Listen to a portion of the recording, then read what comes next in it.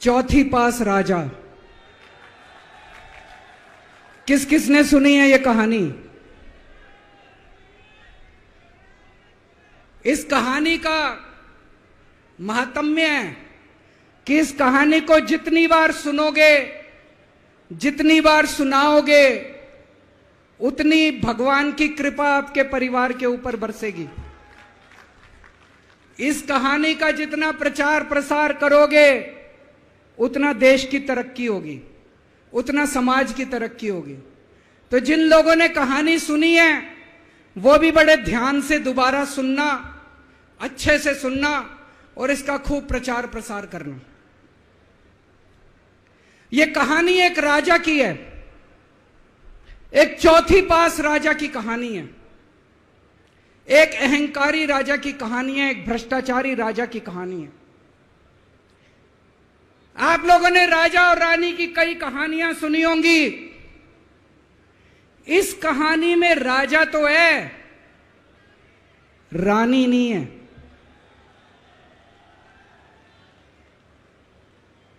तो एक महान देश था, कई हजार साल पुराना देश।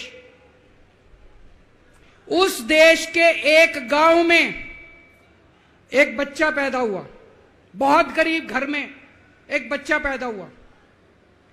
तो जैसे गांव के अंदर बच्चा पैदा होने पे ज्योतिषी आते हैं, ज्योतिषी आके बच्चे का भविष्य बताते हैं, ऐसे गांव का ज्योतिषी आया, उसने बच्चे की कुंडली देखी और बच्चे की मां को बोला कि माई, तेरा बेटा बड़ा होके बहुत बड़ा सम्राट बनेगा।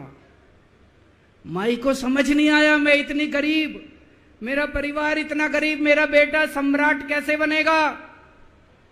खैर, बच्चा धीरे धीरे बड़ा होने लगा। गांव के सरकारी स्कूल में उसका एडमिशन करा दिया। उसका पढ़ने लिखने में मन नहीं लगता था। पढ़ते पढ़ते, क्लास करते करते चौथी में आके उसने नाम कटवा लिया। उसका पढ़ाई लिखाई में मन नहीं लगता था। बगल में, गांव के बगल में एक रेलवे स्टेशन था। घर में बहुत गरीबी थी। वो बच्चा वहां स्टेशन पे जाके चाय बेचने लगा।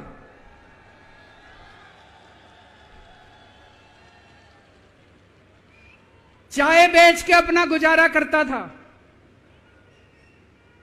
वो भाषण बहुत अच्छा देता था, बचपन से ही बड़ा अच्छा भाषण देता था। गांव के लड़कों को इकट्ठा कर लेता और भाषण देना चालू करता। धीरे धीरे आसपास के गांव में फैल गया कि यह बच्चा भाषण बड़े अच्छे देता है। आसपास के लड़के भी इकट्ठे हो गए और जो मर्जी टॉपिक हो भाषण देना चालू कर देता था और रुकता ही नहीं था, घंटों घंटों तक भाषण देता रहता। बच्चा बड़ा हुआ। ज्योतिषी ने कहा था बड़ा होके बच्चा उस महान देश का सम्राट बन गया। लेकिन राजा तो अनपढ़ था, उसे तो कुछ आता नहीं था। अफसर आते, उस अनपढ़ राजा से जहां मर्जी साइन करा लेते, जहां मर्जी जो मर्जी साइन करा लेते। वो राजा अनपढ़ था, उसे लगता था मैं अगर अफसरों से पूछूंगा तो मेरी कमजोरी सबके सामने प्रकट हो जाएगी। अफसरों को लगेगा मेरे को कुछ आता नहीं है। अफसर जो मर्जी लेके आते थे वहां साइन कर देता था। वो धीरे धीरे पूरे देश के अंदर फैल गया कि राजा अनपढ़ है, राजा अनपढ़ है। राजा को बड़ा बुरा लगने लगा। तो राजा ने कहीं से एक फर्जी डिग्री का जुगाड़ कर लिया। एक फर्जी डिग्री का जुगाड़ कर लिया, एमए की डिग्री का। और राजा बोला मैं एमए हूं। पर सच्चाई तो पूरे देश को पता थी, राजा तो अनपढ़ था। धीरे धीरे राजा अहंकारी भी होता गया। अहंकारी राजा और ऊपर से अनपढ़। जो मर्जी उस राजा के पास जाता और राजा से कुछ भी पास करा के ले आता। एक बार कुछ लोग गए, राजा को बोले जी नोटबंदी कर दो, नोटबंदी करने से भ्रष्टाचार खत्म हो जाएगा, आतंकवाद खत्म हो जाएगा। राजा को कुछ समझ नहीं आया, राजा की खूब चमची मारी उन्होंने नोट। राजा ने एक दिन शाम को टीवी पे आके 8 बजे नोटबंदी कर दी। पूरे देश का बेड़ा गर्क हो गया दोस्तों। लंबी लंबी बैंकों के सामने लाइनें लग गई, कई लोग मर गए, दुकानें बंद हो गई, रोजगार बंद हो गए, बड़ी बड़ी इंडस्ट्री बंद हो गई, पूरे देश का बेड़ा गर्क हो गया। फिर एक दिन कोई आके बोला जी 2000 का नोट ले आओ। राजा 2000 का नोट ले आया। 4 साल बाद कुछ लोग आके बोले जी 2000 का नोट बंद कर दो। राजा ने 2000 का नोट बंद कर दिया। राजा को अकल तो थी नहीं, बेवकूफ था, अनपढ़ था। कभी 2000 का नोट चालू करता था, कभी 2000 का नोट बंद करता था। एक बार कुछ लोग आके बोले जी ये किसानों के कानून बना दो, इस कानून से किसानों का भला होगा। राजा ने कानून बना दिए। पूरे देश के किसान सड़कों पे उतर आए। 750 किसान मर गए आंदोलन में। और 1 साल के बाद राजा को वो तीनों कानून वापस लेने पड़े। एक बार उस देश के अंदर बहुत बड़ी महामारी फैल गई, चारों तरफ महामारी फैल गई, लोग मरने लगे। किसी ने आके बोला जी थाली बजवाओ तो देश ठीक हो जाएगा। तो राजा ने पूरे देश में थाली और चम्मच बजवा दिए। महामारी तो नहीं बची, महामारी तो फैली रही। किसी ने आके कहा जी डॉक्टरों की जरूरत पड़ेगी, दवाइयों की जरूरत पड़ेगी, इंजेक्शन की जरूरत पड़ेगी, तब महामारी रुकेगी। राजा अपने दोस्तों का बड़ा ख्याल रखता था। उसके दोस्त थे। एक दोस्त ने 10,000 करोड़ रुपए चोरी कर लिए। राजा ने उसको देश से भगा दिया। दूसरे दोस्त ने 20,000 करोड़ चोरी कर लिए। राजा ने उसको भी देश से भगा दिया। पर एक दोस्त ऐसा था जिससे राजा की ज्यादा ही दोस्ती थी। कौन था? उसको उन्होंने सारे एयरपोर्ट बेच दिए, सारे जहाज बेच दिए, सारे सीपोर्ट बेच दिए।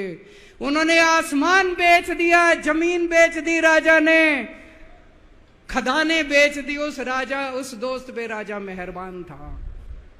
राजा का एक और दोस्त था।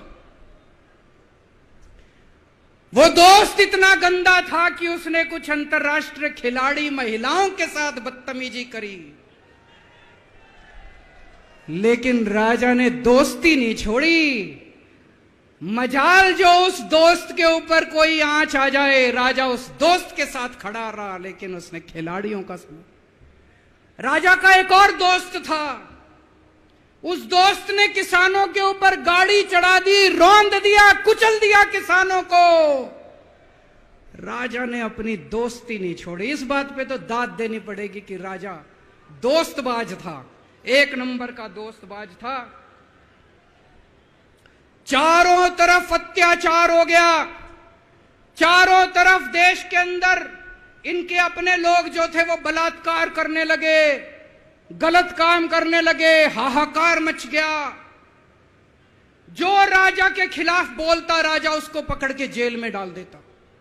एक दिन एक पत्रकार ने कार्टून बना दिया राजा के खिलाफ, उस पत्रकार को उठा के जेल में डाल दिया। एक दिन एक किसी पत्रकार ने उनके खिलाफ कुछ लिख दिया, उसको पकड़ के जेल में डाल दिया।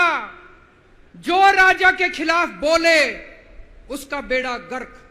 कोई जज अगर उस राजा के खिलाफ ऑर्डर करता था, राजा उसको बख्शता नहीं था।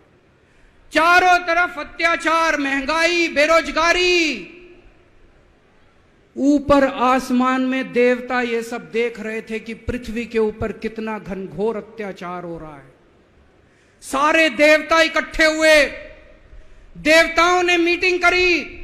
सारे देवता मिलकर शिवजी महाराज जी के पास गए और कहा, महाराज कुछ करो, पृथ्वी के ऊपर अन्याय हो गया, अत्याचार हो गया, चारों तरफ बलात्कार, चारों तरफ हाहाकार मचा हुआ है, जनता परेशान हो रही है। पृथ्वी जी शिव जी महाराज जी ने अपनी तीसरी आंख खोली और दोस्तों यहां प्रचंड पृथ्वी के ऊपर अजीब अजीब घटनाएं घटने लगी। उज्जैन के अंदर महाकाल की 6 सप्तऋषियों की बड़ी बड़ी 10 फुटा भारी भारी मूर्तियां थी। एक दिन बारिश और तूफान आया और 6 की 6 मूर्तियां टूट गई। लोगों ने कहा बड़ा अपशकुन हो रहा है, बड़ा अपशकुन हो रहा है। एक दिन एक ट्रेन एक्सीडेंट हो गया, 250 से ज्यादा लोगों की मौत हो गई। लोगों ने कहा बड़ा अपशकुन हो रहा है। और एक दिन घनघोर बारिश आई, तूफान आया, ऊपर से आकाशवाणी हुई,